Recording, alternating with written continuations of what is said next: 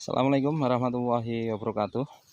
Selamat pagi kawan-kawan petani porang di seluruh Nusantara.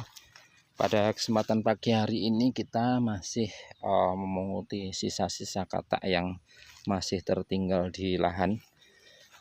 Lumayan ya, entah itu ada 1, 2 atau 3. Barangkali itu nanti bisa menambah ya persediaan dari katak atau bibit yang ada di rumah. Nah, untuk lahan ini adalah lahan yang ada di bawah naungan. Saat ini di bulan Juni, akhir Juni, belum kita bongkar kawan ya, belum kita bongkar. Nah, itu kurang lebih posisinya atau kondisi lahan semacam ini, semak belukar sampai atas sana. Ya, ini adalah lahan sekitar kisaran 1 hektar. Itu isinya semak belukar, sana juga semak belukar, yang sana juga semak belukar. Ya, ini pada kondisi lahan semacam ini yang dulu kita input tanam dengan menggunakan bibit katak isi 350 di lahan mana ini, lahan naungan. Ini belum kita bongkar, nanti proyeksinya kita bongkar, kita jual umbi bibit kawan ya, kita jual umbi bibit. Dan kemudian nanti kita rencananya bongkar ya setelah sudah dorman maksimal full, akarnya pun sudah kering, baru kita bongkar, agar tentunya harapannya adalah umbi bibit yang dihasilkan adalah benar-benar hasil dorman murni dari lahan ya. Dari lahan itu akar pun sudah kering ya, sudah kering. Nah, kemudian kita akan mencoba ya membongkar kira-kira besaran ya, besaran umbi yang dihasilkan di lahan ini itu seberapa besar ya, karena ini proyeksinya adalah memang untuk umbi bibit kawan ya, umbi bibit ya, umbi bibit mulai isi 2 atau sekilo isi 2 sampai nanti tentunya adalah sampai yang terkecil ya, sampai yang terkecil ya kita jual untuk umbi bibit. Nah, ini agak keras karena tanahnya sudah agak melet kawan ya, sudah agak melet karena beberapa hari ini ya hampir merata ya di seluruh Jawa. Dan sampai kemarin teman-teman yang berkomentar di kolom komentar itu tidak hanya Jawa kawan, tapi di mana Sumatera ya, Bengkulu kalau tidak salah, itu juga NTT ya, itu juga sama kondisinya, hampir sama seperti di daerah kami, yaitu terjadi hujan yang merata. Nah, ini adalah salah satu umbi yang dihasilkan kawan ya. Ini input bibit dulu dari katak isi 350. Ini kurang lebih ya, kalau setengah kilonya lebih kawan, kalau yang ini setengah kilonya lebih ya. Ini proyeksinya juga nanti total kita jual menjadi umbi bibit kawan ya, kita jual untuk umbi bibit. Nah, kemudian jarak tanamnya dulu tentunya adalah tidak begitu jauh. Ini ada di sini juga kurang lebih ada ini ya, ada enggak ya, ya kalau yang ini agak kecil ya, agak kecil, agak susah juga. Nah, kurang lebih proyeksinya semacam ini. Kita nanti akan jual menjadi umbi bibit kawan ya. Kalau kita mau bongkar pun kalau tanpa alat, tanahnya sudah lengket, jadi agak susah ya, agak susah. Terlebih kalau kita tidak melihat lubang ya, sisa lubang tanamnya ya, kita nanti akan susah. Nah, ini contoh misalnya lagi yang sebelah sini, ini jarak tanamnya ini ada umbi kawan. Nah, ini hanya 1 jengkal. Di sini juga ada umbi, jaraknya tidak terlalu jauh karena kita proyeksi untuk pembibitan juga. Ini kalau yang ini mungkin 2 on 3 on, tidak terlalu besar.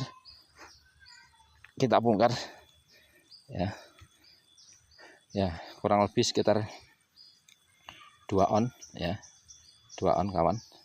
Kita masukkan lagi ke dalam tanah, kita tutup lagi ya dengan tanah. Kalau ini biarkan aja ya, biarkan di atas, karena sekarang sudah musimnya musim hujan. Takutnya nanti malah umbi busuk kawan ya. Nah kemudian barangkali ada yang bertanya, sebenarnya kondisi saat ini ya, curah hujan yang cukup tinggi di bulan Juni itu ada apa ya? Ada apa ya?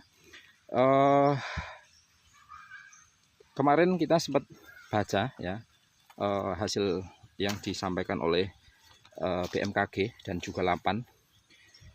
Pada kondisi normal Indonesia itu sudah memasuki musim kemarau kawan pada bulan Juni ya, akan tapi fakta di lapangan sejauh ini di sejumlah daerah hujan itu masih intensitas tinggi, masih turun di sejumlah daerah ya di Indonesia. Bahkan di sejumlah daerah itu terpantau mengalami banjir kawan ya, artinya bahwa hujan ini masih sangat intens ya, sangat deras sehingga mengakibatkan banjir. Semisal pemukiman di wilayah ya kawasan Kebon Pala itu Jakarta Timur ya, itu juga banjir. Kemudian saat ini kemudian terjadi juga banjir di daerah Bojong Soang ya. Nah kemudian menurut Kepala Bidang Analisis Variabilitas Iklim BMKG Supari mengatakan bahwa hujan turun di Pulau Jawa itu serta di banyak wilayah Indonesia Barat maupun Tengah itu adalah karena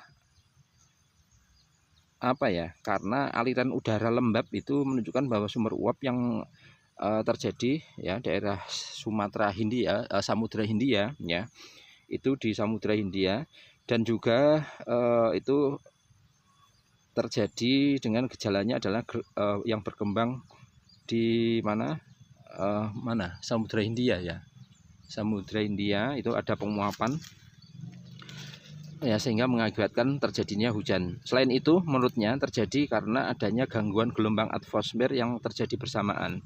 Secara bersamaan ya sedang terjadi gangguan gelombang atmosfer, yaitu yang dinamakan equatorial Rossby wave, yang juga berkontribusi meningkatkan potensi hujan di wilayah Indonesia. Nah kemudian peneliti klimatologi dari PSTA 8 yang beliau bernama Erma Yuli Hasti mengatakan bahwa hujan ya yang masih sering terjadi di wilayah barat Indonesia, yaitu di Jawa dan Sumatera sejak awal Juni, terjadi akibat pengaruh dinamika laut atmosfer di Samudra Hindia kawan. Nah menurutnya itu dinamika ini terjadi dari pembentukan pusat ya, pembentukan pusat tekanan rendah ya, berupa pusaran angin atau vortex yang ada di selatan ekuator sekitar pesisir barat Sumatera dan Jawa. Kemudian ada pun pembentukan vortex ini sangat intensif di Samudra Hindia pada awal Juni dan diprediksi akan bertahan sepanjang periode musim kemarau. Nah kalau begini jadinya berarti nanti sampai bulan Juli, Agustus ya, September itu barangkali masih kondisi hujan intensitas seperti sekarang ini kawan. Kemudian kalau semacam itu terjadi adalah potensinya ada timbul anomali musim kemarau yang cenderung basah. Makanya ada istilahnya namanya adalah kemarau basah kawan ya, kemarau basah. Potensi anomali musim kemarau ini kemudian semakin diperkuat dengan adanya prediksi pembentukan dipol mode negatif di Samudra Hindia.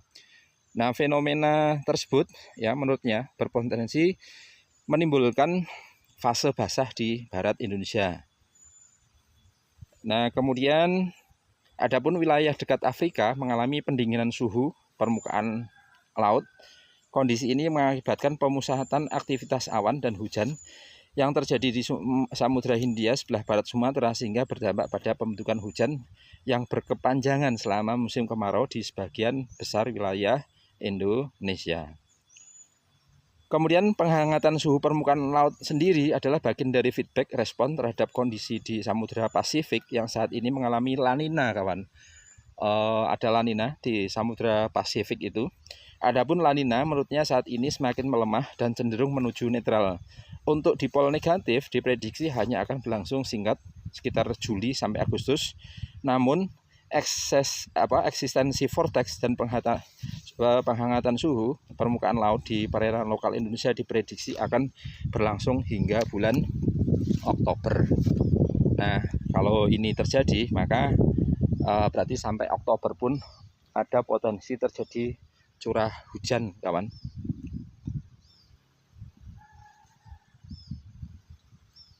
Kemudian memasuki musim kemarau, intensitas hujan justru terpantau masih cukup tinggi di daerah ya, sejumlah daerah ya. Tingginya curah hujan bahkan mengakibatkan beberapa wilayah seperti Jakarta dan Bandung itu tergenang banjir ya, tadi yang sudah kita sampaikan, di mana ini ya terjadinya proses bahwa adanya vortex tadi ya. Ya, sehingga pembentukan awan ya, awan. Nah, kemudian akan menimbulkan potensi hujan. Nah, ini menurut beliau Ibu Irma ya, yang berada di Lapan ya. Nah, oleh karena itu kalau hal ini terjadi, kawan ya, hal ini terjadi bahwa informasi yang disampaikan oleh Lapan dan juga BMKG, kalau ini benar-benar terjadi, kawan, tentu kita harus mencari timing tepat kapan kira-kira kita itu akan menanam porang, kawan ya. Kapan kira-kira waktu yang tepat kita akan menanam porang, karena kondisi di bulan Juni itu biasanya intensitas hujannya itu cukup, bisa dikatakan malah jarang, kawan ya, tidak ada. Tapi saat ini masih cukup tinggi. Nah, hal itu mengakibatkan ya terjadinya kebingungan ya petani, terutama petani porang, untuk menentukan kapan waktu yang tepat kita untuk memulai tanam porang. Ya, lumayan, kawan. Nah, hal ini ya tentunya akan tergantung kemantapan kawan-kawan semuanya. Kalau musimnya ya, musim hujannya itu normal ya, normal itu biasanya kita akan mulai tanam porang itu kisaran September, Oktober, November. Nah, kemudian kalau posisinya semacam ini, yaitu hujan masih cukup tinggi turun, dan prediksi itu sampai bulan Oktober juga akan terjadi hal semacam ini, tetapi intensitas hujan yang cukup tinggi itu terjadi sampai bulan Agustus, kawan.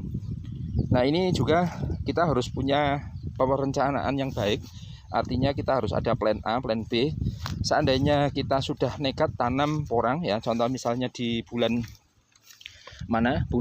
September, dan kemudian setelah itu terjadi kelangkaan hujan, maka kita harus siap plan B-nya, yaitu kita menyiapkan pengairan, kawan ya, menyiapkan pengairan. Hal itu tentunya ya untuk mengantisipasi kemungkinan terburuk yang terjadi. Kalau posisinya semacam ini ya, kondisi cuaca semacam ini pun kita rencana prediksi ya bulan September barangkali nanti kita mau coba mulai tanam, kawan ya, mulai tanam ya. Harapannya prediksi tidak meleset. Nah, oleh karena itu untuk petani porang itu alangkah baiknya juga menyesuaikan kondisi iklim di daerah masing-masing. Kita mau tanamnya bulan apa itu juga akan sangat menentukan hasil ya, menentukan hasil. Timing yang tepat saat tanam itu sangat menentukan hasil akhirnya, kawan ya, hasil akhirnya. Nah, demikian dulu informasi yang dapat kita sampaikan. Kesimpulannya adalah bahwa karena ya iklim saat ini ya, musim kemarau saat ini namanya adalah musim kemarau basah, kawan ya, musim kemarau basah. Nah, sehingga ya kita mau tanam porangnya kapan ya, itu monggo ya, tergantung keyakinan masing-masing. Karena kondisi hujan saat ini sangat susah diprediksi. Kemaraunya kapan, kemudian musim hujannya kapan, itu juga susah diprediksi. Oleh karena itu kita antisipasinya adalah dengan melihat perakiraan cuaca yang disampaikan oleh BMKG. Nah, tadi dari BMKG menyampaikan bahwa kurang lebih hujan itu akan berlangsung sampai bulan Oktober ini nanti terjadi yang namanya kemarau basah ya. Kemarau basah. Artinya kalau ada kemarau basah berarti potensi hujan masih cukup tinggi ya, turun cukup tinggi, dan itu ketika kita tanam porang pun kalau posisi nanti di bulan Agustus akhir ataupun di bulan September awal atau akhir itu sudah banyak yang tunas, katanya lahan sudah siap, barangkali bisa untuk mulai ditanam. Nah, itu kesimpulan akhirnya melihat kondisi iklim ya, cuaca yang terjadi itu tak menentu ya. Ada istilahnya adalah kemarau basah, kawan. Nah, oleh karena itu kita harus mensikapinya secara bijak. Kita mau tanamnya kapan ya, agar tentunya setelah kita tanam ya, hujan turun. Nah, kemudian kalau hujan sudah turun, nah kita tidak repot-repot untuk menyirami. Nah, kalau lahannya contoh ya, hanya sekitar luasan 1000 meter persegi, untuk menyirami pun barangkali tidak terlalu susah, kawan ya, tidak terlalu sulit. Akan tapi kalau lahannya itu mencapai sekitar 1 hektar, 2 hektar, nah itu menjadi kendala tersendiri, kita akan menyiraminya. Nah, oleh karena itu kesimpulan akhir melihat kondisi cuaca akhir-akhir ini, maka simpulkan ya secara bijak ya, kapan kira-kira kita akan memulai tanam porangnya. Karena kalau kondisi di Jawa, rutinitas di Jawa, musim hujan itu biasanya dimulai di bulan September, kawan ya. Biasanya dimulai di bulan September. Nanti lanjut Oktober ya. Lanjut Oktober, kemudian juga lanjut sampai bulan April ya. April ya. Kalau orang Jawa dulu namanya April itu ya Makril, berarti hujannya sudah mulai hilang ya. Kalau ber itu biasanya hujannya mulai ngeber, kata orang Jawa bilang semacam itu. Nah, harus kita sikapi ya, jangan sampai salah prediksi. Nah, karena kalau sudah salah prediksi tentunya nanti hasilnya kurang maksimal. Ya, demikian dulu kawan ya, informasi yang dapat saya sampaikan. Semoga bermanfaat, bahwa saat ini kita persiapkan lahannya, persiapkan pupuknya, persiapkan segala sesuatu, mulai bibit, pupuk, lahan ya, kita siapkan dulu. Kalau nanti cuaca mendukung, prediksi dari Lapan muncul ya, ataupun dari BMKG muncul ya, kita analisa, kita ikuti, kira-kira kita mau berani tanam atau tidak ya. Demikian dulu ya, terima kasih yang sudah likes ya, kemudian yang sudah subscribe channel video-video yang ada di channel ini. Semoga bermanfaat tayangan video ini. Selamat pagi, selamat beraktivitas, semoga kita sukses ya, tetap semangat tanam porang walaupun harga belum kondusif ya. Artinya kalau musim lalu itu harapannya harga itu di kisaran 10.000, saat ini harga baru kisaran 7.000. Tapi pada hakikatnya kita dengan adanya semangat ya, insya Allah berapapun hasilnya tetap kita syukuri, kawan ya. Kalau dengan adanya semangat berarti insya Allah berapapun hasilnya kita syukuri, karena dengan adanya bersyukur tentunya akan menstabilkan perasaan kita, hati kita terasa stabil ya. Kita dapat 1 ton alhamdulillah, 2 ton alhamdulillah ya, dapat panenan 20 juta alhamdulillah, 30 juta alhamdulillah ya. Syukur-syukur kalau sampai ratusan juga, itu juga alhamdulillah ya. Nah, berapapun rezeki yang kita terima itu adalah bagian dari takaran rezeki yang sudah dinaskan oleh Allah untuk kita, sehingga berapapun rezekinya ya kita terima dengan ikhlas ya. Karena ketika kita ikhlas, insya Allah nanti rezeki kita akan ditambah oleh Allah ya. Terima kasih, selamat pagi, selamat beraktivitas. Assalamualaikum warahmatullahi wabarakatuh.